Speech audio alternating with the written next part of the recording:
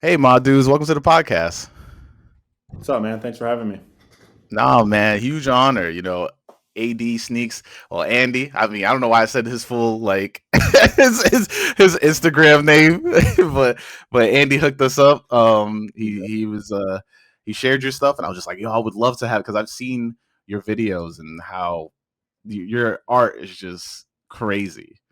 Thank you, man. So Thank you. yeah, Yeah, having you on. shouts to Andy for that too. Obviously he's I've been following him for a long time. He's been following me for I think quite a while as well. So he's always been a big supporter of my work and he shares it and no lie, it's awesome that he does that. No, yeah. I mean, the one thing about starting this and like asking people to jump on and stuff like that is actually the part that I was missing when like in the middle of the game of just like the community you start building, right? Oh, And for I and sure. I For sure. yeah. And now I'm excited because I'm getting that back again, and I'm trying to make it more of like a positive experience because I feel like a lot within sneaker culture, it's been so much negativity, you know. Yeah, I think if you choose to find it, right? I mean, for me, there's a lot of positivity for me personally, but I Hmm. don't I guess dive super deep into like I don't want to say the collecting aspect of it, but I mean, my entry into the sneaker culture, besides obviously just having shoes, has been the art. So whenever I'm around that community, usually I'm having my work to display, and people are usually pretty good about just coming up and talking to me about it, and that's how I Hmm. have built the community from my point of view, at least. Oh man, shoot. Then I think in the collecting aspect for sure, it's like super negative. Everybody's just like, "Yo, this new shoe is whack," or like they'll instantly start Yeah, trying to put yeah, something else down. hmm So like bringing it like full circle of just being like, "Oh, now we're just having people." To I can actually like bounce ideas and talk to is just like always really dope. And shout out to Andy for being in that little circle. Like it's right. him. Steve from Happy Life Wood, right? Happy Yep, Life Wood. Happy Life Wood. Yeah, I always forget if it's like Happy Wood Life or Happy Life Wood. So, Yeah, it's the but same either way, right? Yeah, and yeah, Steve and Steve Jr. over there, they're killing it, obviously. And yeah, talk about awesome work. oh yeah, He's for sure. always But like for the listeners who aren't familiar with you, how about you introduce yourself and yeah, let them know where to find you too. for sure. So yeah, I go by Mawdoods. That's kind of my alias on the internet. Uh, Mawdoods on Instagram, Mawdoods, and then also on TikTok. My real name is Mitch, but I guess the reason I'm on this podcast and where I get most of my notoriety as an artist is by building out of shoeboxes. So a lot of my original, well, all of my original shoebox work goes under the shoebox series kind of umbrella. Um, that's mostly what I'm known for, as I mentioned, and then I do some other stuff too here and there with portrait work, markers, mixed media Mhm. type stuff. The more that the shoebox lane has grown, it has kind of pulled me into that a little bit more. That's kind of also my entry into like sneaker con type festivals and buy Mhm. sell trade shows. But yeah, I've been doing it for 5 years, probably doing it pretty seriously for the last three, I would say, is when I really Mhm. kind of started to focus a lot of attention and time on it. And yeah, it's gotten me a lot of great opportunities and gotten to meet a lot of cool people. No, that's sick. Were you always an artist? Like, did you go to school for art? I did not. I didn't go to school for art. I always was drawing a lot as a kid. I got like old binders full of caricatures or shoe drawings. It was kind of I wanted to be a sneaker designer when I grew up. But yeah, I went to Mhm. school for business. So not really in the art lane at all. I didn't really do art seriously until I picked it up about, as I mentioned, 4 or 5 years ago. Um, but it was always something I was interested in. I was always creative, and I enjoyed marketing and entrepreneurial type classes, and anywhere where you could kind of be a little bit more creative. No, yeah, that's sick. I mean, it's funny because I went to school for printing, and Sure. so yeah, I love that answer. Everybody's always like, I never understood. No, people just like give me the most different answers when I go, yeah, I went to school for printing. You're like, oh, you went to school for like a dead medium? Like, yeah, yeah, yeah. Do you feel like it's dead? I mean, my so ironically, my dad was a graphic arts teacher a high Mhm. school teacher growing up, which was pretty rare at the time because that was kind of ahead of its time from what I understand. And he was always Mhm. printing me shirts and he was doing like the print classes. I'm assuming that's kind of the medium that you're speaking of, or are you talking more like art prints? No, I was definitely like running a lithography machine and like running like a Sure. Gutenberg press. Like I learned how to Yep. use that. I learned how to like mix colors and make ink. Like, yeah, Mhm. I did the whole full nine. Only for like the next year to not do anything with print, but then like Get up again. like yeah, and then, no, but it was just like I didn't even. I don't think I've used my degree one time. I used to work at Time Inc. for a little bit, and Okay. in that moment, and I was a print production specialist, but for like ads. So like I had to just like make sure it's all color, like all the colors aligned on the plates and all that stuff, and Sure. but like you do that on your computer and then you send it to the press. So yeah. Oh, got it. So you're not actually physically printing it. You were down on the back Mhm. end. Yeah.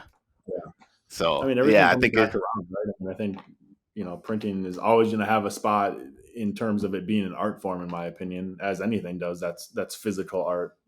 Mhm.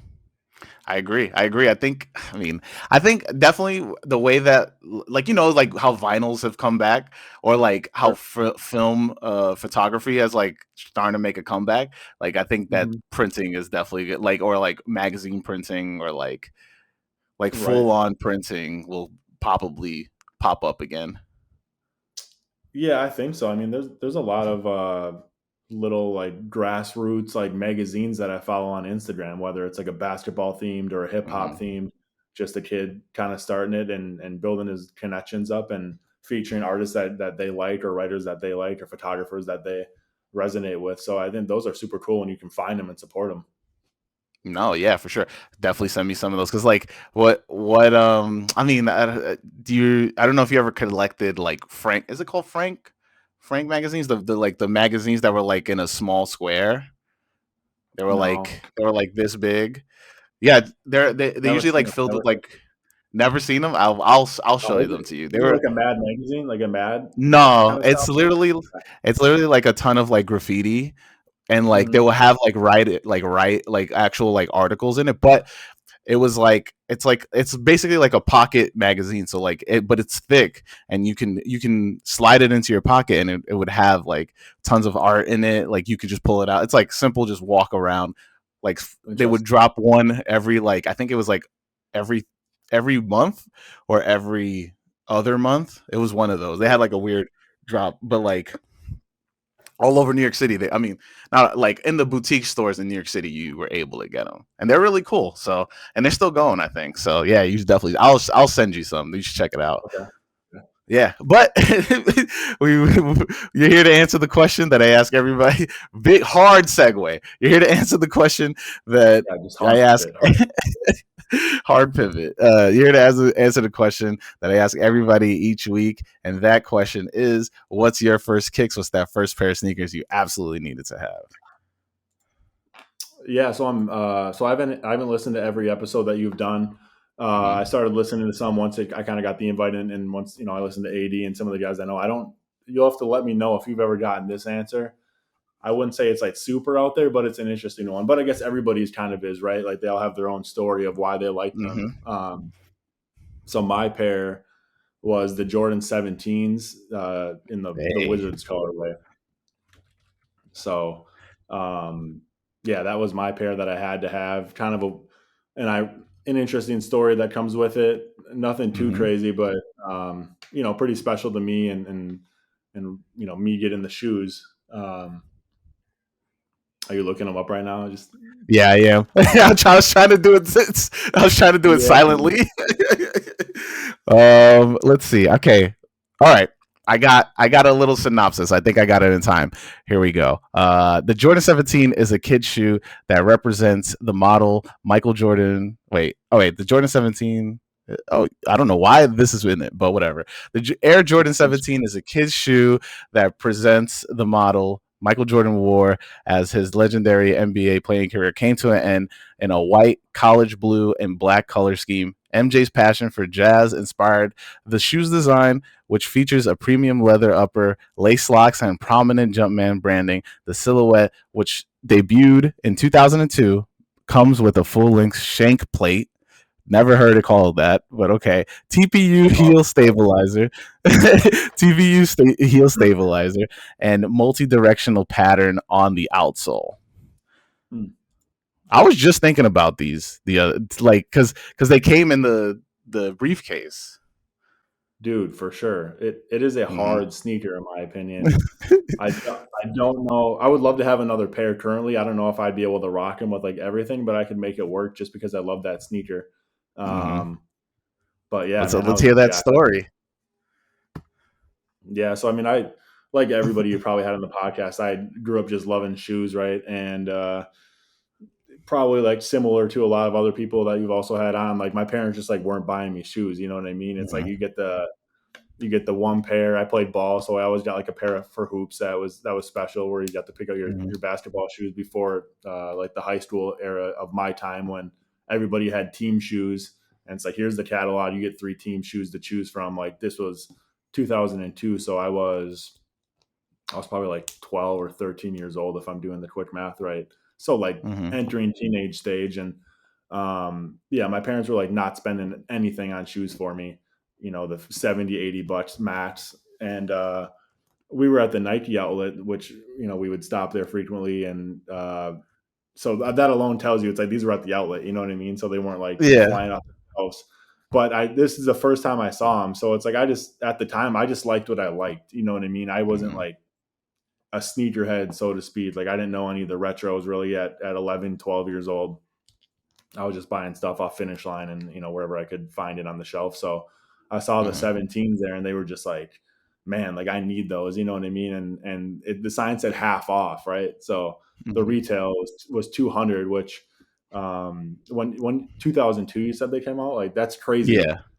in '02 to be a 200 retail when now Oh shoes yeah, are for 200. sure. That So thinking about it, like even inflation, like that's now like four yeah, hundred dude. dollars right now. Yeah, so it's like that, yeah, so that alone probably tells you why they were sitting there. Everybody's like, I'm not paying 200 for this Mm-hmm. random shoe, but yeah, I saw the briefcase, uh, the CD it came with, and I was just like intrigued by them, and the deal was half off, right? So they were $100. I remember, um, and I just kind of like, hey, Dad, like I'm gonna need these for hoops this year. Like this is my new ball shoe, and tried them on, and they felt so comfortable. That shank plate you're talking about, man, that was just Mm-hmm. that spring from the shank plate. Uh-huh. But no, realistically, it was a super comfortable shoe at the time. And my dad grabbed them for me. So uh, yeah, I played ball in them. I'm pretty sure. So they got beat up like any pair of basketball sneakers would over time. But Mm-hmm. yeah, I had them for a long time, and they were just a great shoe. No, yeah, I mean, I don't know if this is the first Jordan that came with that. Like, you have to peel off that plastic in the back Yeah, yeah, like on with the around like because the of that heel cup metal. kind of thing. Yeah, Yep. and Yeah, I remember the just briefcase was sick. I remember, yeah, just getting home, like putting the CD in the CD, if I recall, was just like almost like a mini documentary of how they created the sneakers. You know what I mean? So it was like I think I. probably MJ talking a little bit, the Mhm. designer, and yeah, I was just like from there. I think I was hooked, and you know, I worked at like Finish Line, and Finish Line growing up was the store I worked at, in multiple malls as I moved. So I just kind of kept the fire for sneakers after that. Damn. I mean, I mean, you hit the ground running in my opinion because like you got a crazy steal. Like getting a Mhm. steal as your first like the shoe, I think creates a bigger like enhancement for like, oh, if I can get all the shoes that I want for a steal, like like you start getting like it's like the weirdest bug because then you start setting like a boundary of being like I'm not gonna pay more than 100 and something for sneakers, and then you go Yeah. all right, and then you start pushing it back and back, Yeah, you for sure. know. I mean, I wasn't paying anything, you know. Like I didn't buy them, you know. I'm like 11, I think 11, 12 years old, and so it's just like I did. the only shoes I could get is if my parents bought them for me, and they weren't doing that. So it Mm. was just like every pair that I would get after that I really wanted was like so coveted, but obviously didn't have the collection to be like rotating them and, oh, I'm going to keep these fresh. It's like you just got them, you wear them. Yeah. Well, so like you said, you were working at Finish Line. So like, what made you want to be like, this is the job I'm gonna take, and then what was it like working Yeah, there? yeah. I think I actually went into Finish Line. There was a Finish Line in our mall here in Green Bay growing up, and I remember going in there when I was like 14, and I asked for an application, and they're like, Mhm. "Oh, you got to be 16 to work here." And I was like, "Oh man, like bummer, like I'm ready to sell shoes. Like I knew I could do it. I'm like I got all the knowledge at that point. 3 years Uh, after I got those 17s, and yeah, so it's just like you can't work here till you're 16. And the day I turned 16, I went in and grabbed an application, got hired, and started working there like the first second I could. And it wasn't even. I think everybody that works at Finish Line like loves shoes. You know what I mean? Like they're just like, hey, that's mhm. why you work there. But the game was like different back then, and that there wasn't, in my opinion, I don't think it was like as hot. You know what I mean? Like you Mhm. could people were collecting retros and stuff, but there wasn't the level of just like craziness that there is today, where it's like now every kid that's 11 years old like knows the shoes, and social media has blown it up and given everybody the knowledge that you just couldn't get unless you searched for it. Right. Uh, so I just liked working there to like know like the random shit about the Nike tech, so you could sell it to somebody. Like I liked the sales part of it, where it's like, oh, like have you heard about Zoom Air? You show them Mhm. the little cushion on the Zoom Air and like the little like I don't even know what they are. There's like little like almost like bands in there that just like flex and pulsate Uh huh. when you like push down on it compared to like a regular air, which you don't have that effect. So I was like showing people that like, hey, let me show you this, and then selling them that way, and really enjoying just like learning about there was like modules you had to do. Um, so that I was like, hey, if I'm just getting paid to like watch a Nike module for a half hour to learn the tech, I was jacked about that. I'm pretty sure people go home with like, "Yo, man, like I got the guy at Finish Line telling me about the Zoom Tech, and he's like, he's Yeah, bad hype." Zoom is still prominent and extremely comfortable. No, yeah, for sure. I've always been like a fan of like Nike Tech because of that, and I think it's interesting when you see other brands try to like not steal, but like also steal, like you know what I'm saying? Like they take it, but then they just like like Reebok had Zig Tech The or whatever it was called. Yeah. dude. I mean, Yeah. marketing was on point for those too. They had Ocho, Chad Johnson, and a few NFL guys, but yeah, dude, it's never the same, right? Like it just doesn't have the Mhm. timelessness that a lot of Nike stuff has, in my opinion. But Nike just gets more reps in. Like they just have more tech. You know what I'm saying? Like Nike had the Mhm. shock for a minute, and like no Yeah. one's really rocking socks anymore. But for a while, I was like, oh, look at this new tech. But it wasn't comfortable. It was just the visual aspect of it was like, oh, this shit's fire. I mean, you put Vince Carter in that shoe. You think Dude, for everybody sure. thought they were jumping? Yeah. Yeah, Shock was dominating for a while. Yo, yeah, Yeah, because I wanted a pair. Did I wanted the was it the twos? I know Vince Carter, the VC twos. I think I was like yeah. With asking like to get a they had pair. the three front. They had like the three front shocks, the Hmm. 4-pack in the back, and then they had like that liner over the top. Remember with the Yeah. zipper? Those were Hmm. crazy. Those were crazy. Fire. Hmm. but Yeah. like Go ahead. the no, my bad. It was like I was trying to like, but it's like it's funny because when you think about and currently I feel like there is like a resurgence of people wanting like 90s 2000s basketball sneakers back, but like it's funny how crazy those shoes were because they were just trying out tech, and then now it's like Right. everything is so sleek, or like if you know it's a performance shoe, like you can tell it's a performance shoe, but like people were Right. just trying to wear anything that Nike was putting out before. Hmm. Right. Yeah. I don't even know the most like basketball performance friendly sneaker now that people wear casually. You know what I mean? Like, what is it? Mhm. Maybe like a penny. You know, Yeah, they I would built the say yeah. pennies. Those have zoom in them. That's the first one that came to mind. Hmm. But there's yeah, and you still don't see people rocking those casually that much. You know what I mean? That's just kind of a that's what's out there a little bit. But I don't I know. mean, I don't know I don't know why, but for me, pennies don't like it doesn't move the needle. Like I don't know why, No, because they're okay. Yeah, they're okay. I just not enough for me to like. All right, I want these. I do or I did like a couple pairs of the colorways that were recently coming out. Like I like the Stussy ones. yeah, I was After just I thinking kind of about the looked at Stussy them, ones. after I kind of looked at Yeah. them didn't they come out with multiple colors like the green and the black, and then they had like the beige and the blue and the Yeah, black. but I was looking because like I was looking at the vegan one, whatever that like beige and black one, the Yeah, one yeah, that's like yeah, all it's not hemp. It's definitely it's like something else.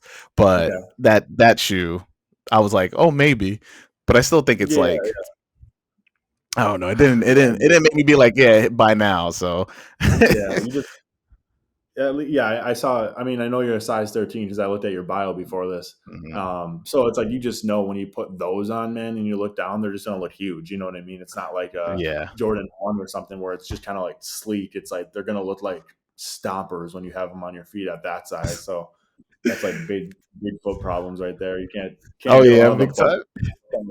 totally like embracing that look with it. No, yeah, you hit it right on the nail because like I've talked about it on here a bunch of times, but like the first time I put on a foam posit at Foot Locker, super hyped to go get them and everything. I was like, yeah, I'm gonna save up the money. It's 220, Yeah. whatever, you know, and like that's a huge a lot of like Oh that yeah. was a lot of money for me at that time. So Mhm. then I put on the eggplants and I look down and I'm just like, nah, my feet look like clown, like I'm wearing clown shoes right now. Sure. For sure. Oh yeah.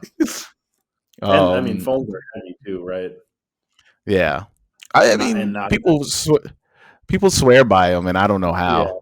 I So, mean, I guess I've never worn a pair like long enough to like break them in to know like oh mhm. they mold to your foot. It's like do they? You know like there's plastic on the side. Yeah, Maybe the bottom. like everybody's just been making shit up, being like, yeah, they mold. Give them like 2 years and you're gonna be like feeling good. You you just haven't broke them in. I think somebody was saying that about docs on TikTok. I was watching a TikTok where the guy's like, it was like the TikTok was like, can managers stop lying about how long it takes to break in docs? And it's just like this guy just being like. He's like, how long has your docs taken? I don't know. It's year 3, but I'm still trying. He's like, they haven't been broken in yet. They haven't been broken in yet. It's coming. It's coming.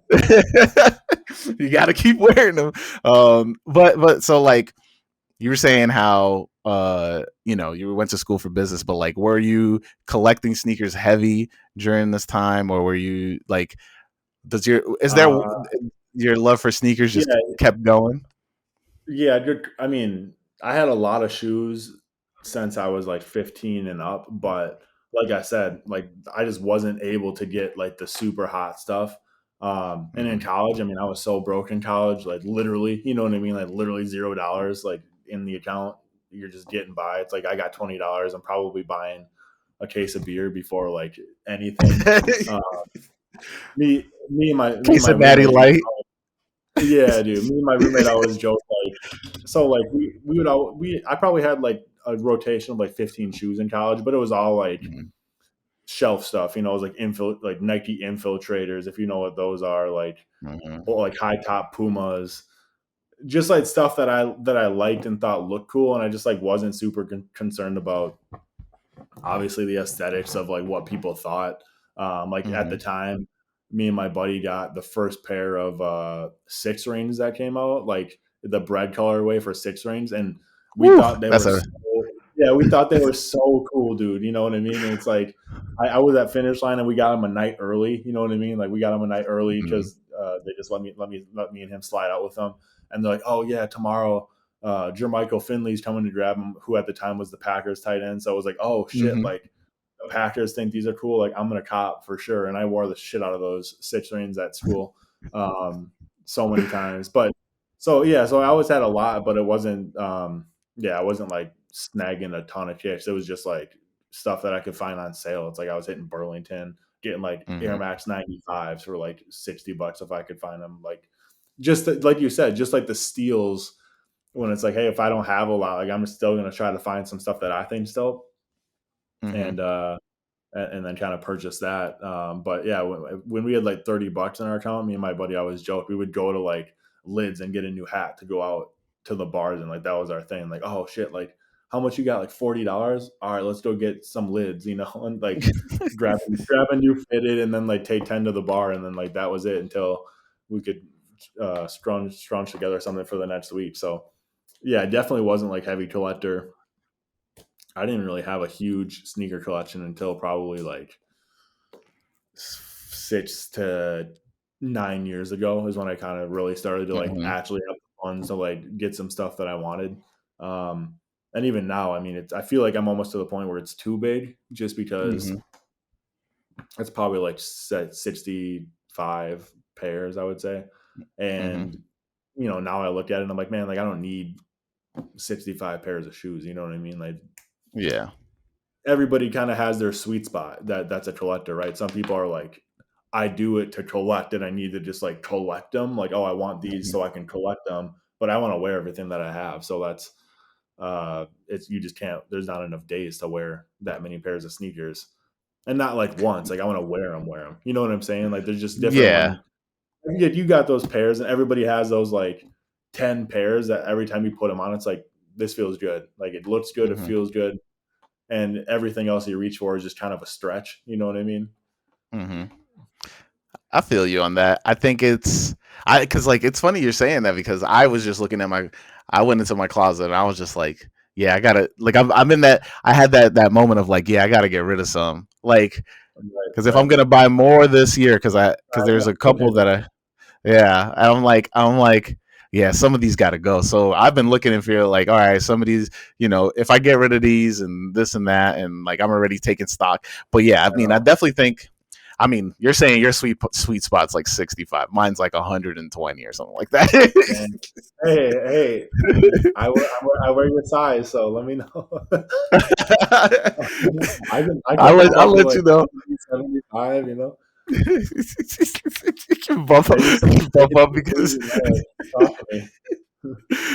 yeah, we'll definitely be talking. I think. I mean, I don't know. For me, is I see. I definitely and I brought this up to people and in sneaker groups and before and they're look at me like I'm crazy, but I think every shoe eventually gets rotated into beaters, right? So if you don't have that Yeah, mentality, then you're not wearing your shoes enough, in my opinion, right? Because these yeah. What shoes are they're not gonna last all the time. So yeah. yeah? So right now, name like 3 to 5 of your beaters right now. Okay, so wait, did I throw those out? I may have thrown those out. But bread fours, Nice. military fours, and then I have a pair. Well, what I'm trying to make they're in constant rotation, but I'm trying to cut back is my bacons, my Air Max bacons. But Uh, once yeah, I they already were know. Yeah, they I were already know those are hella creased right now because those bacons wear in, bro. Like, yo, I could since they were Grail shoes, so once I got them, I just couldn't stop wearing them. okay, And then I had ankle surgery and they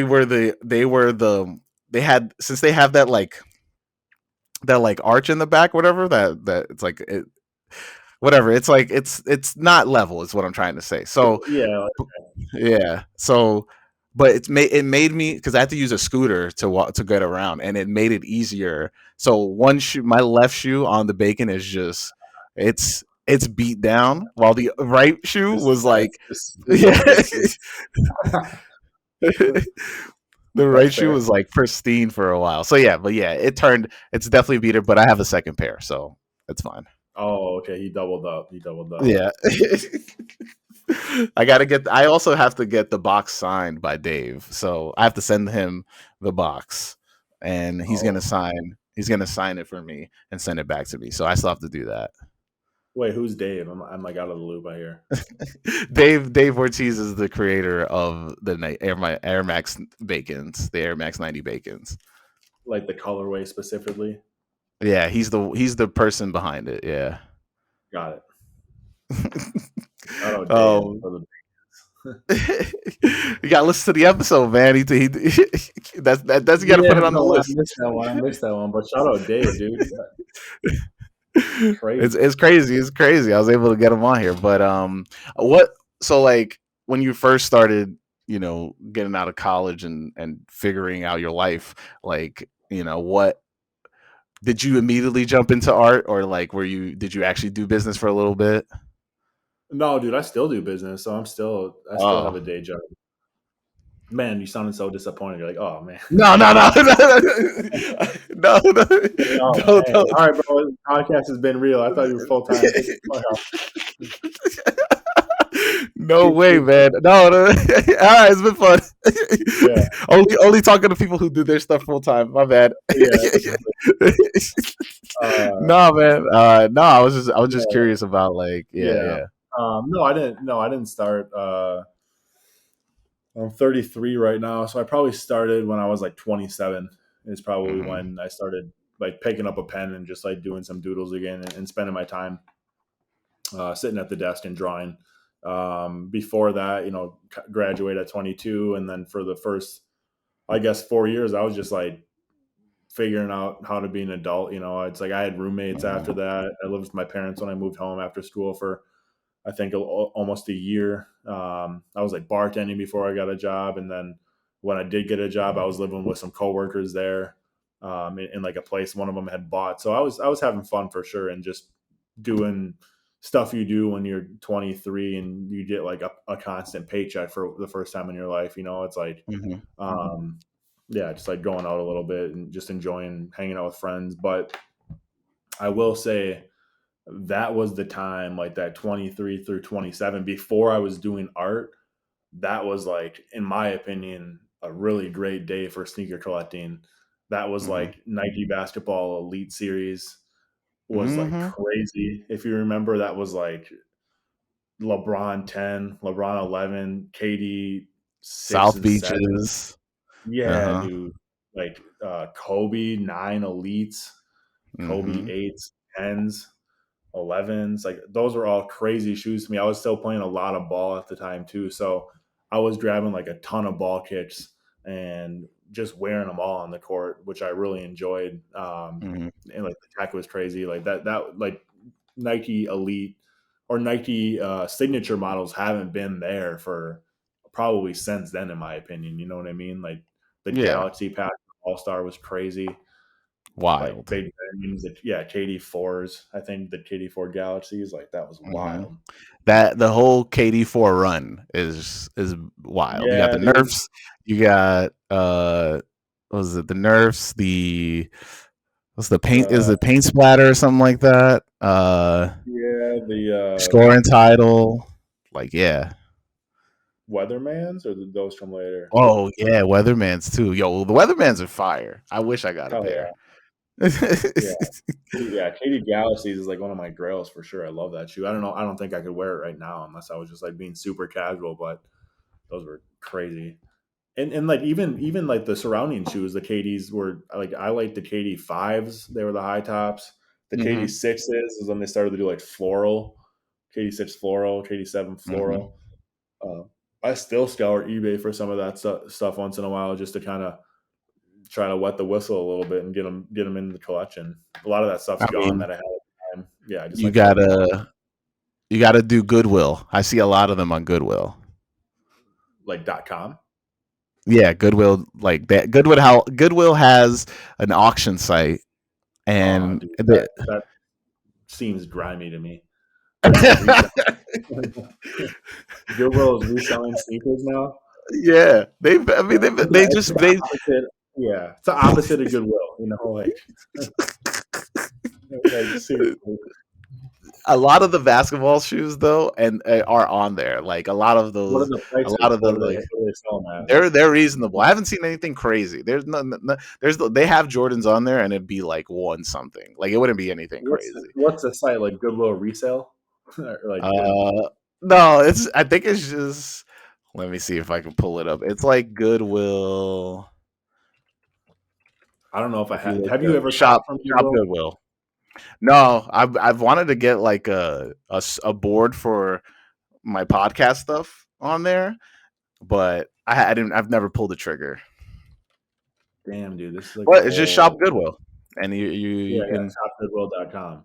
yeah. Look, there's a whole 5 pairs of Jordans in a size 3Y, and these are Jeez. crispy. They got like art on here and stuff. That's crazy. Yeah. This is not a bad site. I will say I was dogging it, but they got some. I guess just interest. I'm gonna have to take a little bit of time and look at Yeah. this. Not And that it it's needs like shopping on. he's just gonna be like, what you been up to? Oh man, just been on Goodwill all day. I've been shopping. Oh, yeah, it's been shopping Goodwill. I'm not that big of a deal. Oh, it's like bids, dude. Yeah. But Oh, they don't get crazy. And you can set it to do. It's basically like old eBay, you know. yeah. So do you think that it's stuff from Goodwills and someone at the stores is taking pictures of it and then listing it? Like, hey, we're gonna hold these in the back for Shop Goodwill, or do you think it's like one neutral location, or is it like user based where it's like I'm gonna upload my stuff on Goodwill? I think it's I don't think it's definitely not user based, but I think it's either when the stuff that makes it do you know that there's that like warehouse that gets all the Goodwill stuff that doesn't sell at the stores? Okay, that makes sense. So then the big warehouses, I think they put it online and because it's not selling there either. So this is like the last licks. And then after this, I think they just probably Yeah, like throw it away or something. yeah. Damn, dude, there's like original drawings on here. Like I'm looking right now at an original drawing of Abe Lincoln in like charcoal, and it's That's framed, and crazy. it's $20, and it's good. But it's like, man, I don't know. No shade to the artist, but that man, I would be kind of depressed if it's like, hey, man, like I dropped my stuff off at Goodwill, and then now I see it on Shop Goodwill. It's like no one wanted your drawing, dude. It's on top Goodwill. You know what I Or mean? what if yeah, I Bro, get it's what you're signed. saying. Or Yeah, dude. It's signed 71. So this drawing is what are we? What is that? 50 years old? yeah. 50 plus years old. There's a 50-year-old drawing on here. I should just cop for to have it. Yo, and then, or what's worse than that? Or what if you put something on Goodwill, you see that it made it all the way to Shop Goodwill, right? The person buys it, puts it on eBay for like 10 times worth, then like because you're like you don't know what you have and you put it in there. Hey, That more it's power to them. You know, that's sneaker culture right there. Not yeah, not to even dog that artist either. He's probably like not even here anymore, honestly. You know what I mean? I'm just dogging him. I don't mean to do that. big. He's a he's a big fan. I put out drawings that don't even sell either, so I've taken plenty L's. Believe me. Oh, stop, man. I think. Well, speaking of that, since we're talking about your drawings, what made you? What inspired you, and why did you pick the top of sneaker boxes as your background? Like, what was it? Was it just like a moment in the shower that just hit you, and you're just like, this is what I'm gonna do? I don't even. I mean, I know the.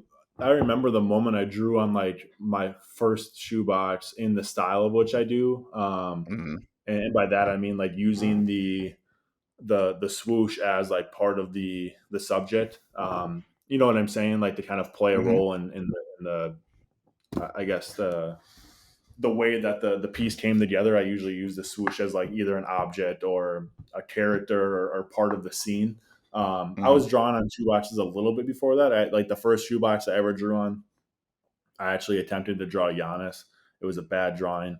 but it's on my Instagram link in the bottom. But that, contrary to popular belief, that was the first shoebox that I ever drew on.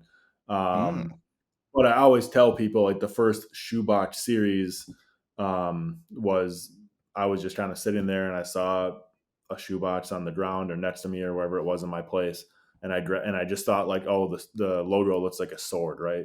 Just like mm, obviously the point on it, pretty low hanging fruit with that one. And I was just like, oh man, like what if I just draw it going through someone's back, which is like kind of a dark thought. But then I kind of thought of the name Death by Sneakers, mm, a little bit of like a pun in a way. And I liked just like the naming in relation to like sneaker culture, in relation to what I drew. You know what I'm saying? Like it just like came together like Death by Sneakers. And here's the picture of a dude just like getting stabbed by the Nike swoosh. Um, and then simultaneously thinking like, man, sneakers are going to be the death of me, and I'm just like thinking mm. about them, I'm buying them, I'm drawing on the boxes now. So yeah, that was the first one. And then after I did that, I'm like, man, I probably got, in my head, I'm like, I probably got 9 to 10 of these that I can run through in terms of thinking of ideas. And obviously, there's been way more than that. And I Mhm. think I've done like 120 or something plus. So Wild, luckily, wild. luckily the ideas kind of keep flowing with it. I am in a little bit of a lull right now, but there's all, at this point, there's always something I can work on that's made out of shoe boxes or Mhm. just some other portrait or drawing type stuff that I enjoy doing in my spare time. No, yeah, I mean, I think all of them have been sick. Like Thank that's you. straight up. That's I think it's really dope, especially because like it's the like layerings. For me, it's I like the way you layer things Sure. on it. Like I think it's just like you You mean have you mean like like you mean like layering the shoebox itself with like the exposing of the layers, or like creating layers with different shoeboxes? Because I don't actually create a lot of layers. Everything's usually flat, believe it or not. You mhm. know what I'm saying? So it's like if you see Yeah, like yeah, a yeah. curve. I'm talking about the the layers that you can see in the art, not like Yeah, actual yeah, yeah, no, I layers or got you. physical layers. Like, Right. yeah, I think that like just like looking over your art, it just has many layers, not like Sure. specifically like you're Yeah, yeah, yeah. creating the You're saying that, layers, you yeah, know? you're saying like the catalog of art. Yeah, yeah. Okay. Yeah, Yeah. and but I mean, also the my favorite, one of my some of my favorites are the ones where you take off pieces of the shoebox and Yeah. you get that like the underneath of it, and then Right. you add that, yeah, which is like I don't even know. For me, see, like I've always been into art, and I mean, I've been big into graffiti and stuff like that. And for me, I've never been able to see like a blank canvas or something and then envision it, like envision what I want to, like what I would Right. Right. put or something like that. That process, that mind, Yeah. that like, It's tough. yeah, it's. I don't know how you do it, man. Yeah. I mean, I think that's an underestimated like time spent. People don't think of that element when you're thinking of the art, right? I think people Mhm, see the finished product and they just say, "Oh, like, he looked at it, saw the idea, and then just like executed." And unfortunately, it's like not the truth. It's like there's a lot right. of times in a lot of pieces where I'll draw the subject, like, the ACG one I'm talking about, where like the skull's Mhm. like hiking up the Yeah, ACG. So it's like I drew. You're looking it up right now, right? I'm gonna look it up right now. Yeah, yeah. Just as, So I but I drew definitely like know what that. you're talking about. Yeah, so like I drew that hiker, and I was like, oh, it looks like it's a little walking stick, and I drew that, Mhm, and then I'm like, I know I want to add more to this, but like I don't know what I want to do, right? So that was something that I just like sat on it for months and months. Like I probably had that drawn 6 months before I even picked it up again and said, okay, now I got it. mhm, So like to your point, it's like sometimes it just hits you where it's like, okay, I know I want to make him hiking, but I could have just carved the mountain right on that box, right? Like exposed the mhm, corrugate and like that's the mountain. Um, but I'm just like, okay, how can I take it a little bit of a step further? And a lot of the like contemplation that I have with pieces is trying to determine like how I want to build them out, or if they need to be built out to like get the mhm. message across. You know what I'm saying? Where sometimes Yeah. a piece is going to look cleaner if I'm just like, okay, no, I'm just keeping the orange shoebox, and then I'm going to carve it and like add some ink, but I'm not going to add any other shit to it because I want the simplicity to kind of slap by Yeah. itself, which is like the Giannis cigar piece is a good example of that, where I did the Giannis cigar and I had the idea of it was right after they won the championship, right? So if you recall, like Hmm. Bucks won, Giannis went to Chick-fil-A and he's like, "Oh, give me a 50 piece of Chick-fil-A nuggets or whatever because he Yeah. dropped 50." So it's like I went to Chick-fil-A, I grabbed a Chick-fil-A bag, um, and I was like build out with like Giannis boxes and Chick-fil-A like hat tips to Chick-fil-A and like just like some other stuff about Giannis in there. And I had Hmm. asked people for like weeks. I'm like, hey, like, do you think it needs more? Do you think it's good as is? And it was like 60-40. Like, nah, dude, like I think don't fuck it up. You know what I mean? Like it's good. And I was really close to building that one out to something a little bit more busy. Hmm. So that's just an example of the other side of it where it's like I sat on that for months too. And then I'm like, no, I think it's done. You know what I mean? Like I like how clean it is. It doesn't need anything else to like communicate the point I'm trying to make of just, Yeah. kind of a ode to Giannis for bringing it home. No, I Shout out think Giannis. like, yo, shout out Giannis. Yeah, I don't know if you watched him on the Daily Show, but he was very funny on the Daily Show. You should check that episode out. Yeah, dude. I literally just watched that. But man, yeah, I just think like, yeah, you're extremely talented. That's one. But on top of that, like, what is it? What is it? How is it accepted in actual? Because I feel like seeing it online is one thing, but then when you go to a con and you're showing it to people, like I feel like it's way more impactful when it's in your face. Like, are people just like, yo, and then they're just instantly scooping it up, or are you just like, Yeah, it's. I was just talking to somebody yeah, about this the other day, but it's so obviously you can never replicate like an in person experience with any art, right? And mm-hmm, like the Instagram is great, and that's where I do, probably get most of my eyeballs, or it's like the people that have been following me, that's where they see the work. But I think there's something to be said at like the difference in like me posting, a new piece tomorrow, you liking it, putting a fire emoji on it, and then like you get on with mm-hmm, your day versus like, usually I'm set up with like 20 feet of table. I usually get 3 or 4 tables mm-hmm. just because I bring a ton of crap. I bring like Yeah. 10 originals, a ton of prints, some like accessories and stuff like that. And usually when someone walks up to the table, it takes them like 10 to 30 seconds to like actually like, oh, like it's shoe boxes. You know what I Mm-hmm, mean? Like it just, and it's hard for me to like try to put myself in their shoes because I'm the one making it. But I try to mm-hmm. put myself on this on like the other side of the table. It's like how would I like receive this work if I was to like see it all at once? And you get reactions all over the board, right? But my favorite ones are the people that really like take the time to Mm-hmm. like check it out and like try to understand it. Like, wait, how are you doing it? A lot of people think that it's like digital because if you Mm-hmm. just see the shoebox on the white background in the frame, it almost looks like it's not real, especially if you haven't seen that work before. You're almost like Yeah. trying to figure out like how did you do that? Which is the case with a lot of mixed media, I think, just because it's Mm-hmm. it's it's a really unique way to make art, and every mixed media artist like kind of creates their own genre in a way, I think, um, as Agreed. opposed to like, Agreed. oh, yeah, like that's a painting, that's a drawing. It's like Mm-hmm. obviously still extremely impressive, but you don't get to see something brand new in terms of the technique used to make it. So yeah, I have a lot of good conversations with like a lot of old people, believe it or not, and not to like use that as like a negative term, but a lot of people that are like 40 and beyond Mm-hmm. that kind of know a thing or two that you can just tell whether it's about art or a craft of any sort. They'll literally like talk to me for like 10, 15 minutes and just like, how do you do it? Like, where are you from? This is, Mm-hmm. this is incredible.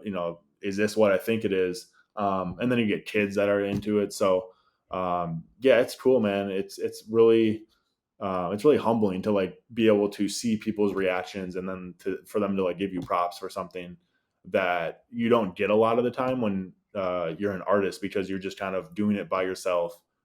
you're posting it online. You're very rarely having like a human interaction over the Mhm. artwork. You know what I mean? So that's like my time to kind of get out there and I don't want to say like earn the respect that I feel like I deserve with the work, but it is like truly a humbling experience to like have someone appreciate the work and then give you a compliment in person, which you just don't get a lot of day to day in just like No, yeah. everyday life. For something that you accomplish or that you spent time on, it's just doesn't happen a lot. No, So yeah, yeah. I think it's, it's like that's real life that's dopamine. absolute facts. Yeah. I Like you think see, yeah, that yeah. Go ahead. I was gonna say, like, I mean, I think that that's one of it's the aspect of socializing that is super missing all the time, right? Because like a lot of people, I feel like when you meet up with somebody, it's more of like a first impression. But then when you actually have like work, so say like like your art or like my podcast, like when somebody when I get those messages of people be like, yo man, we're really digging your stuff and Right. just keep doing it, I'll just be like, that's, I want more of that. And it's so far few in between because a lot of people think, like, I feel like it's quick to be like, I can make a judgment and do something, or I can make the judgment of being like, I can do what you do, and then post be like, oh, why does this make sense? And then it starts unraveling your brain, and it's just like knocking around stuff in your head. You're like, no man, I Mhm. start down yourself. Right, right. I mean, yeah. I mean, no one will know the time that goes into an end product unless you're doing something similar, or you know what I mean. Or Yeah. doesn't even have to be the same kind of lane. But if you're spending time on something to get an outcome, you can recognize that with other people and whatever they're choosing to pursue. But if you're not spending hours a week like creating or trying to produce a product, let's say, it is easy to just be like, oh man, like I could do that. You know what I mean? Oh yeah, like I mean, I've listen, when you go to, I don't know if you ever been to like a modern art museum Mhm. recently, and then when you see those, like, the one thing that always gets me mad, and I mean, I feel like, because it's me saying what I just said to you, but like me in those footsteps of me when you see those, like, the arts where it's just like a string on the wall, and they're like, yeah, this is art, and you're Yeah, like, no man, like yeah.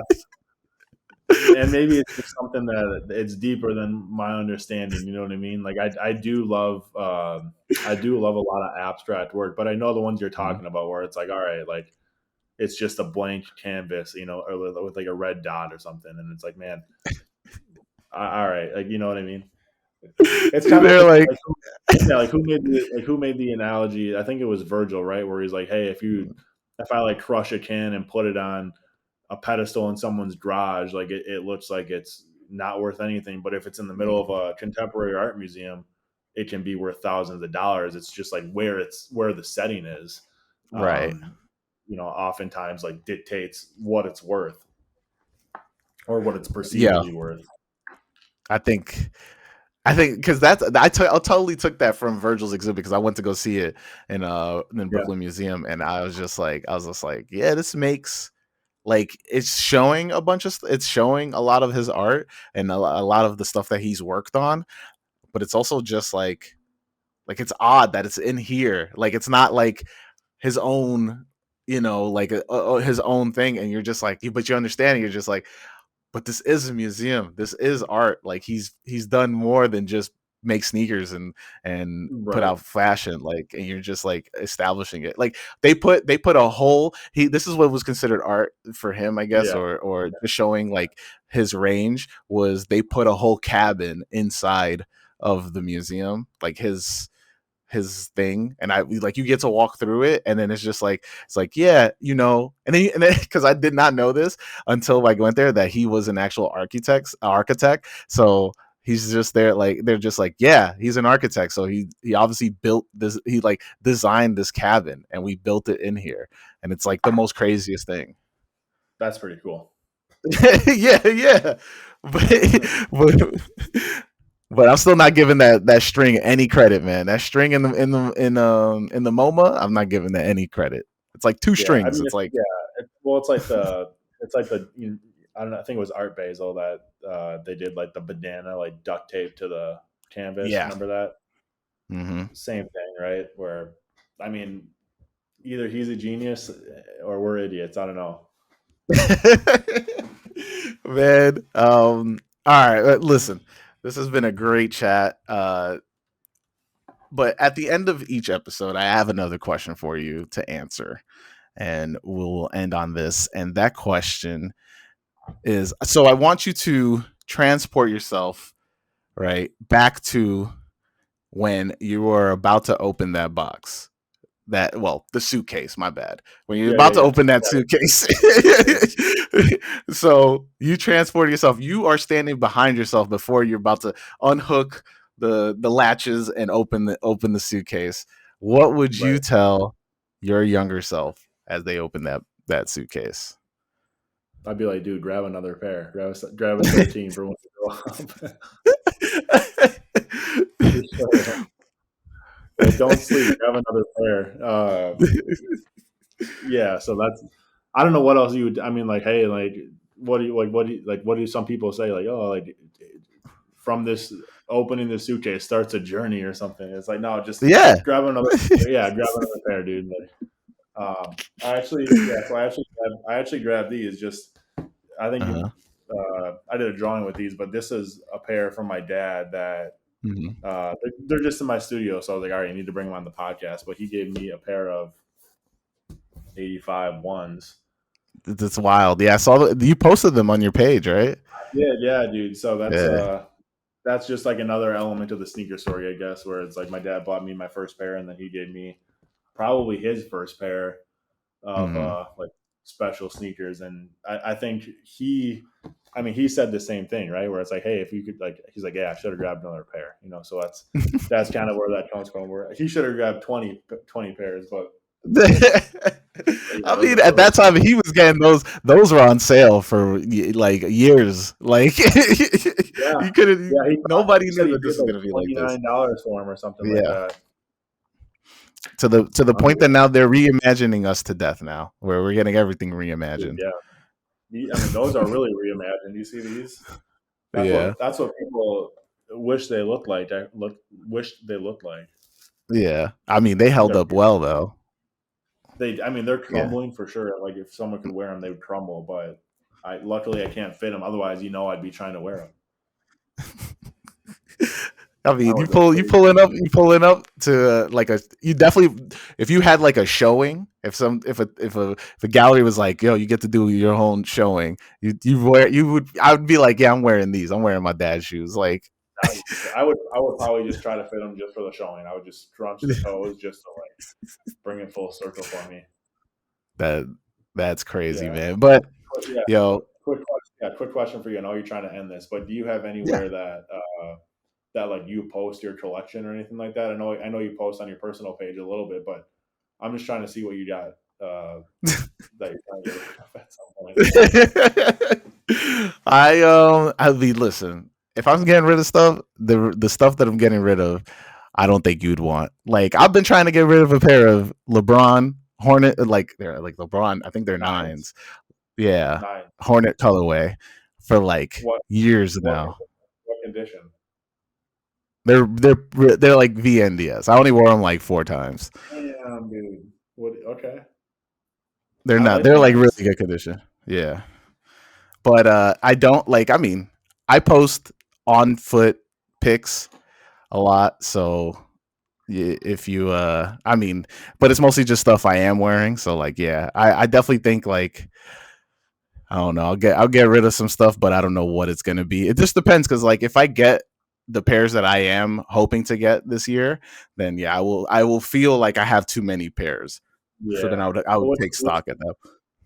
what's your usual route to like get rid of some pairs? Like, what are you eBay? Do you kind of post in sneaker groups? Like, what's your route to try to shed some pairs?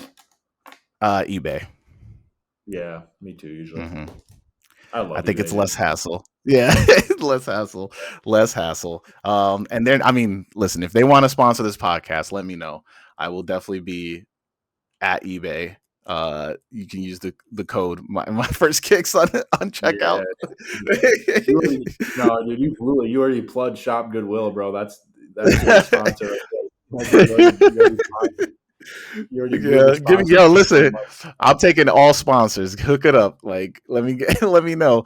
We can get it cracking. That's Yo, fair. but thank you, my dudes, for pulling up for the podcast. And you know what we say, everybody, each week: wear your kicks. Peace.